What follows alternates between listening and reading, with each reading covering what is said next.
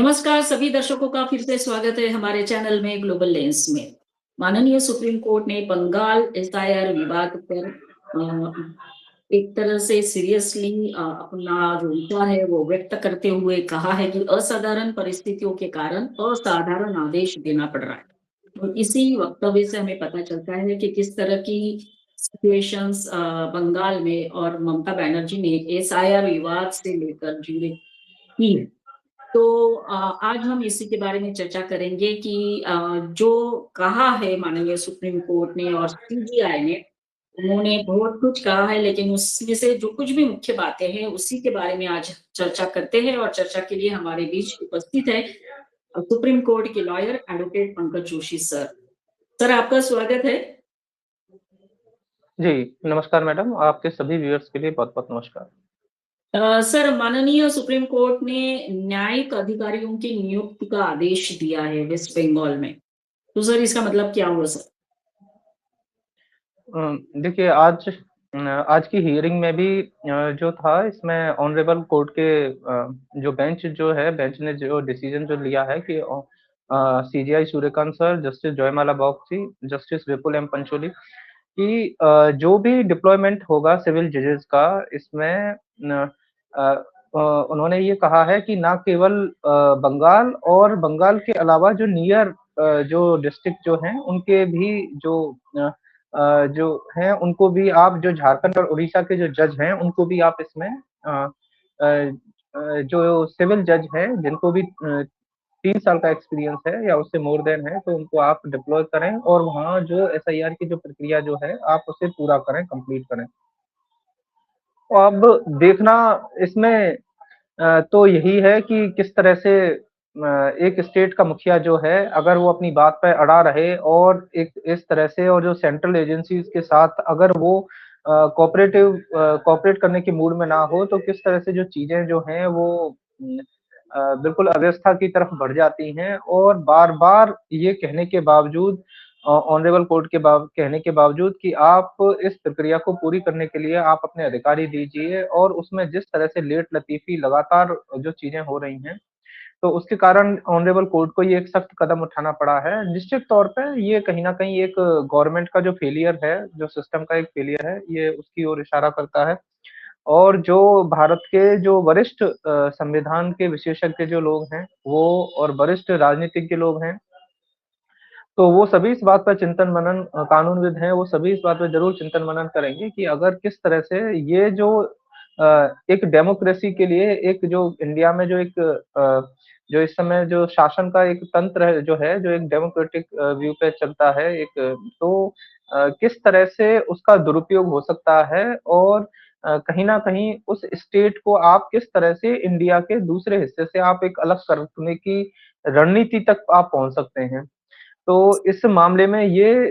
Honourable court जो है वो खुद ही हालाँकि उन्होंने वो चाहते तो इसमें सीनियर जो भी वहाँ के चीफ सेक्रेटरी हैं या डीजीपी हैं, उन सभी के लिए हार्ड एक जो भी एक स्ट्रिक्ट ऑर्डर है वो भी दे सकते थे, लेकिन उन्होंने बीच का उपयोग करते हुए अपने क्लैशेस ना हो इस वजह से ऑनरेबल कोर्ट ने जो है अपने जुडिशियल जो भी ऑफिसर हैं उनको इसकी ज़िम्मेदारी दी और इस बात को कि वो जो है क्योंकि ऑनरेबल कोर्ट ने आर्टिकल 142 का उपयोग करते हुए और इसका उन्होंने कलकत्ता हाई कोर्ट के जो चीफ जस्टिस हैं, उनको इस तरह की जो है वो अ, ज़िम्मेदारी दी है और पड़ोसी राज्य जो हैं उड़ीसा और झारखंड के जो भी चाहे सेवारत हों और या सेवानिवृत्त हों न्यायिक अधिकारी हों, उन सभी को शामिल करते हुए और क्योंकि 50 लाख से अधिक जो आवेदन हैं, इस समय लंबित हैं और अभी इसकी जो है 28 फरवरी जो लास्ट डेट है, उसके लिए कहा गया है कि जो इलेक्टोरल जो रोल है, वो पब्लिश किया जाएगा और बाद में सप्लीमेंट्री लिस्ट के रूप में जो अन्य नाम जो रह जाएँगे, उनको ऐड ऑन किया जा सकेगा, जिससे कि जो अ ये जितनी भी जो आपत्तियाँ हैं जो उसमें आएँगी क्योंकि उस उनको किस तरह से लगातार पूरा करना है, कंप्लीट करना है। तो ये सभी जो चीज़ें हैं ये तय समय के अंदर हो जाएँ, यही ऑनरेबल कोर्ट का मानना है और और आगे जो भी प्रक्रिया रहेगी वो फिर उसी के तहत ही, उसी के आधार पर ही जो वोटिंग की जो प्रक्रिया है फिर वो आगे होगी। यस। सर यहाँ पर सर हमारे जो माननीय सीजीआई है सूर्यकांत जी, उन्होंने कहा है कि राज्य सरकार से सहयोग की उम्मीद थी। फिर उन्होंने आगे ये भी कहा है कि 9 फरवरी के आदेश पर आपने 17 फरवरी को जवाब दिया। आप कह रहे हो कि राज्य सरकार अधिकारियों की जांच कर रही है। आपको यह लिखना चाहिए था कि 8,500 अधिकारी भेजे गए हैं। हम सूक्ष्म पर्यवेक्षक नहीं है, ये देखकर हमें निराशा हुई है। इस तरह का उन्होंने कहा है। हमें उम्मीद थी कि राज्य सरकार सहयोग करेगी। हमें निजी स्पष्टीकरण नहीं चाहिए। न्यायमूर्ति जयमाला बागची ने कहा कि दोनों पक्षों में झिझक का भाव है। हमारा प्रस्ताव है कि न्यायिक अधिकारी सहायता कर सकते हैं और प्रक्रिया को तार्किक निष्कर्ष तक पहुंचा सकते हैं। तो सर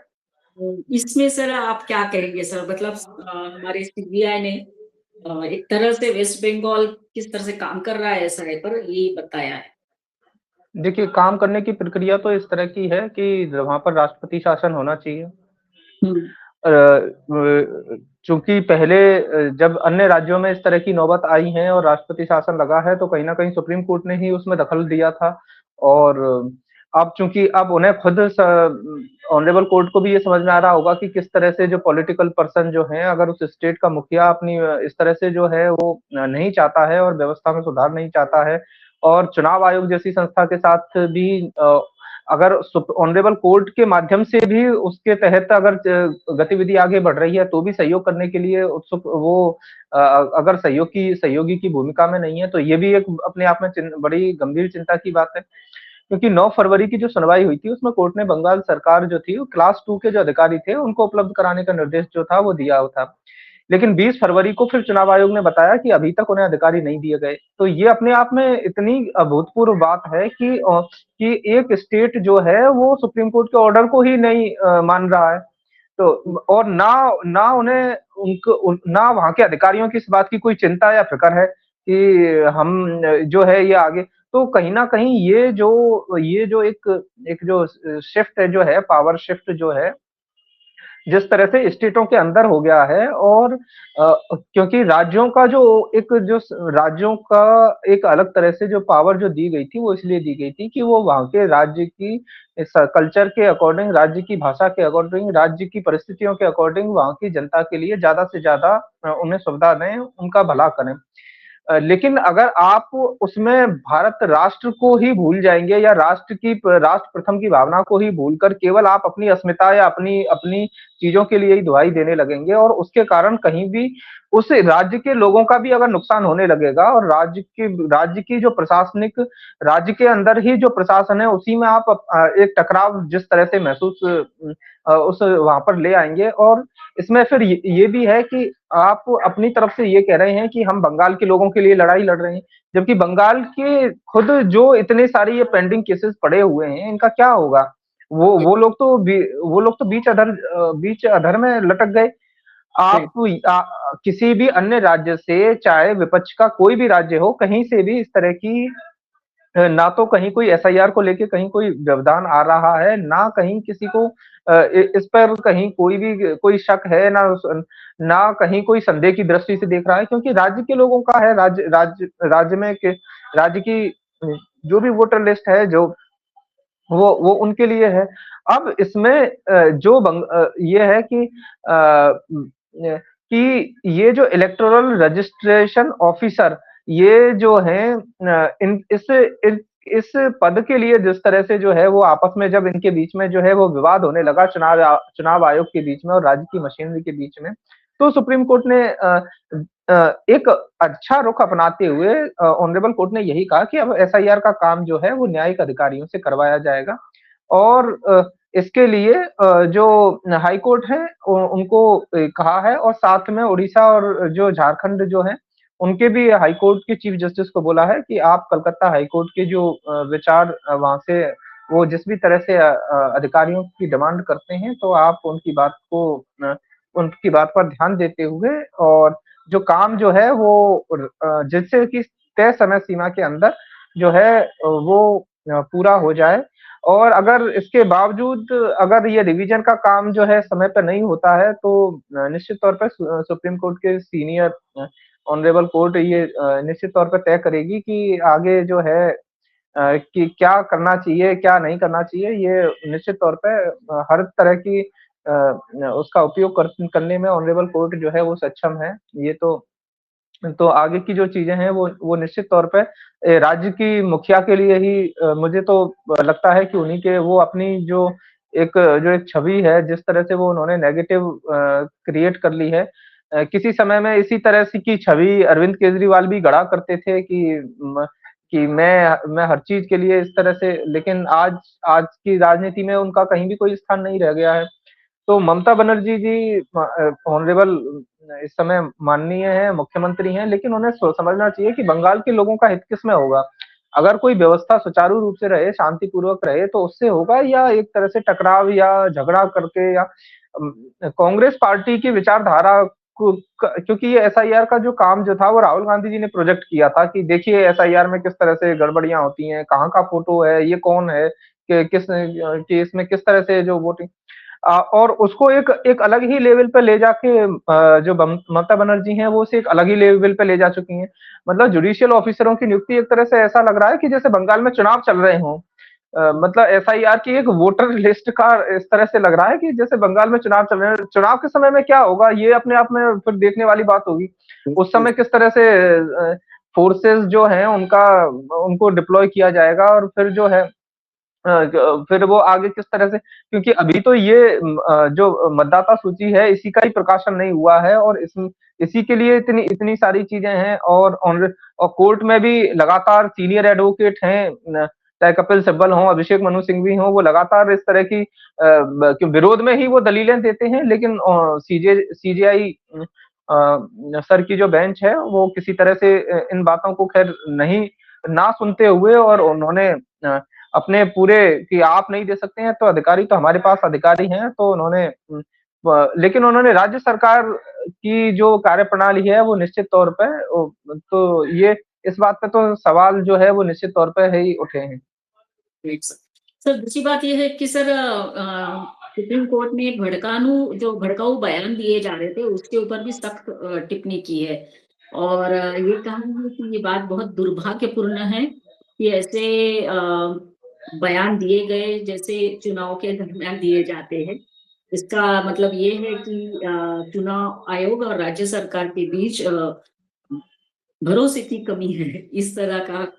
कहा है माननीय सुप्रीम कोर्ट ने। मतलब हमने देखा था सर कैसे ममता बनर्जी दिल्ली गई, वहां से भाषण दिया, पता नहीं फिर पुलिस फोर्स बुलाई थी।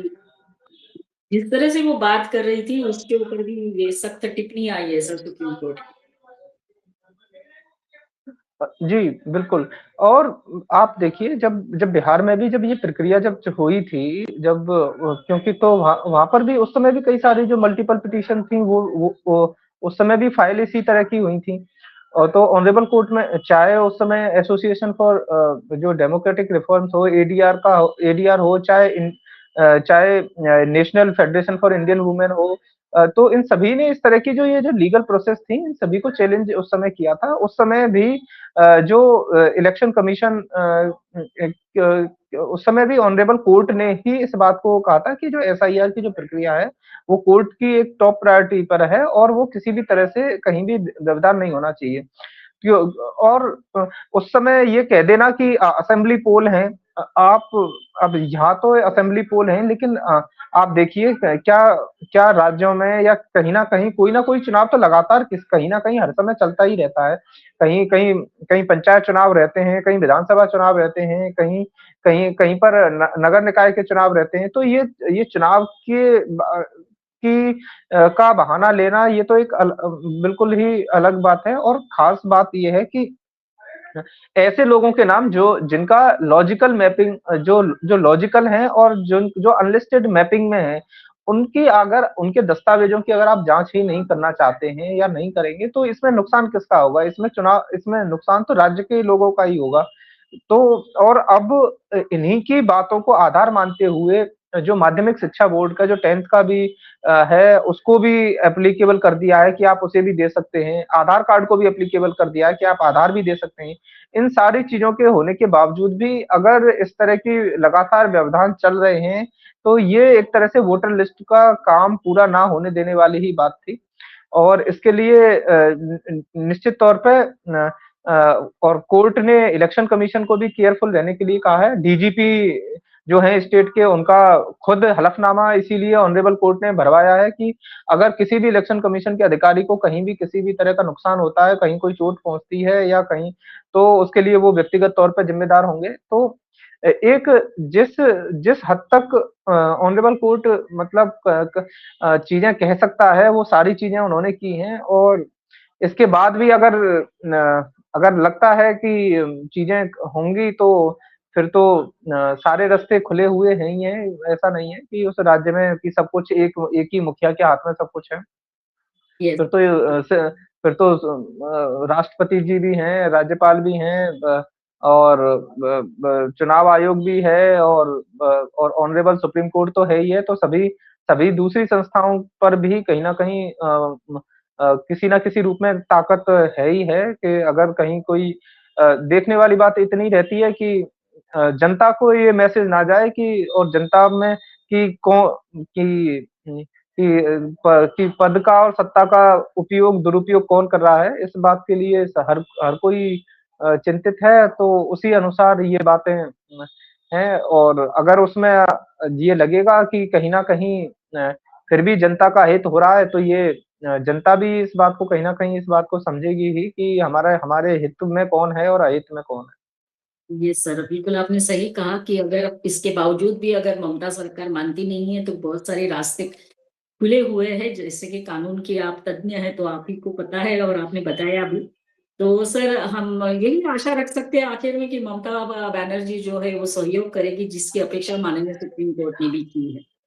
तो anyway sir, thank you very much, आप हमारे साथ जुड़े। और सभी दर्शकों को कहेंगे कि हमारा ये वीडियो ज़रूर देखिए, लाइक करिए, कमेंट करिए।